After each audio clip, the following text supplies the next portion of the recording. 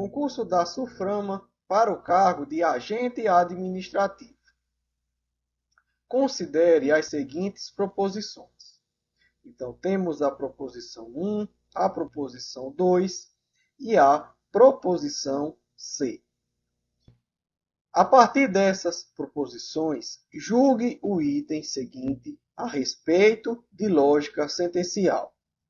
O argumento constituído pelas premissas P1 e P2 e pela conclusão C é um argumento válido.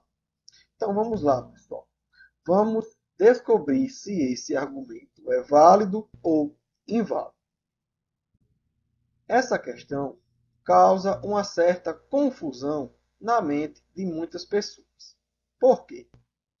Nós aprendemos a identificar as proposições simples através da quantidade de verbos. Essa é a regra. Porém, quando nós temos uma sucessão, uma enumeração de frases dentro de um mesmo contexto, nós não teremos várias proposições simples, e sim apenas uma proposição. É o que acontece com a primeira parte dessa premissa número 1. O Brasil reduzir as formalidades, eliminar obstáculos, ampliar publicações. Todas essas frases estão em sequência. É uma sucessão, uma enumeração de frases dentro do mesmo contexto. Então, aqui nós não temos várias proposições simples, e sim apenas uma proposição. Entendida essa peculiaridade, nós seguimos o passo a passo que nós vimos trabalhando durante o nosso curso. Qual é o passo a passo? Identificar as proposições simples. Por quê? Porque com as proposições simples, nós podemos transformar a linguagem corrente na linguagem lógica. É dessa linguagem que nós precisamos para resolver o exercício. Observe. Essa é a estrutura do argumento. Pelo quarto método de verificação, o que é que nós devemos fazer? Bom, nós vamos supor que esse argumento é inválido. Como é que nós fazemos essa suposição? Nós dizemos que a conclusão é falsa e que as premissas são verdadeiras. Feita essa suposição, nós vamos fazer a análise do argumento. Se essa suposição for confirmada, é porque, de fato, o argumento é inválido. Se a suposição não for confirmada, é porque o argumento será válido. Então, vamos realizar a análise do argumento. A nossa estrutura é formada por três condicionais.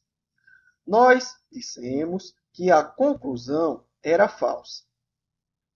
Para que uma condicional seja falsa, a segunda proposição deve ser falsa e a primeira deve ser verdadeira.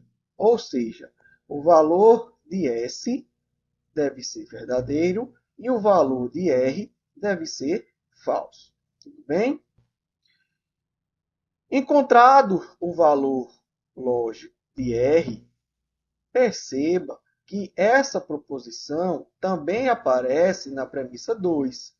Então, nós podemos substituir a proposição R pelo seu valor lógico, que é falso. Galera, nós supomos que essa premissa número 2 era verdadeira.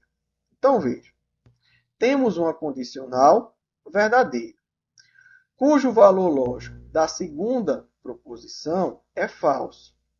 Então, obrigatoriamente, o valor lógico da primeira proposição, ou seja, o valor lógico de Q deve ser falso. Lembre-se da tabela verdade. Descobrimos o valor lógico de Q. Observe que essa proposição também aparece na premissa 1. Então, substituindo a proposição Q pelo seu valor lógico, nós temos a seguinte situação. Nós supomos que essa condicional era verdadeira.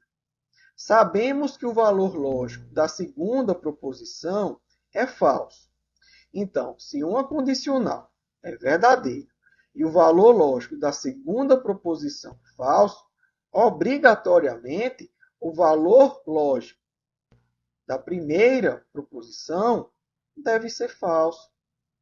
Então, vejam, nós supomos que o argumento era inválido, realizamos a análise do argumento e essa suposição foi confirmada. Nós temos a conclusão falsa partindo de premissas verdadeiras. Esse argumento é inválido.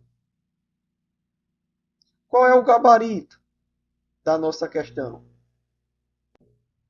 O exercício disse que o argumento constituído pelas premissas P1 e P2 e pela conclusão C é um argumento válido. Nós acabamos de ver que esse argumento é inválido, ou seja, esse exercício está errado. É o nosso gabarito. Tudo bem, galera?